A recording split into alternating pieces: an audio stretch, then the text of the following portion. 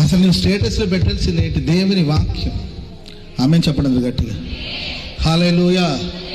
నేను మన పిల్లలను కూడా చాలాసార్లు కోప్పడ్డాను.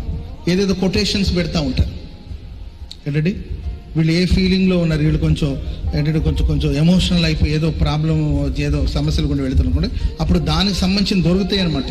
వాళ్ళు ఎమోషనల్గా నీవు ఎమోషనల్ అయిపోతున్నావు, నువ్వు సాడ్ ఫీల్లో ఉన్నావు అనే సంగతి మొత్తానికి సాడి చెప్పాలా?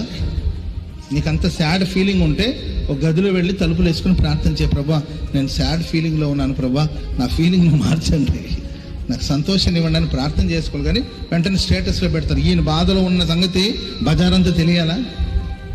ఈయన హ్యాపీ మూమెంట్లో ఉన్నాడు అనుకోండి, అప్పుడు హ్యాపీకి సంబంధించింది ఏదో ఒకటి పెడుతుంది. ఇదా స్టేటస్లో పెట్టాను. నేను తమ్ముళ్ళకు అదే చెప్తాను, బ్రదర్స్ చెప్తాను, నాన్న దేవుని వాక్యాన్ని పెట్టండి. ఎందుకంటే కొటేషన్స్ మనిషిని మార్చదండి.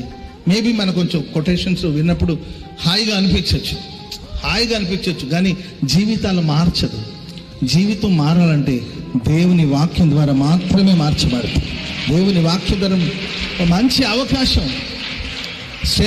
స్టేటస్లో మీరు ఏదో పెట్టుకోగలిగిన అవకాశం మీకున్నప్పుడు దేవుని వాక్యం పెట్టండి. వాట్సాప్లో ఏదో మీకు పంపించే అవకాశం ఉన్నప్పుడు వాక్యాన్ని పంపించండి. Praise the lord.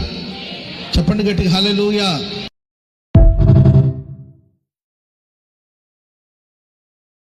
Download ShareChat.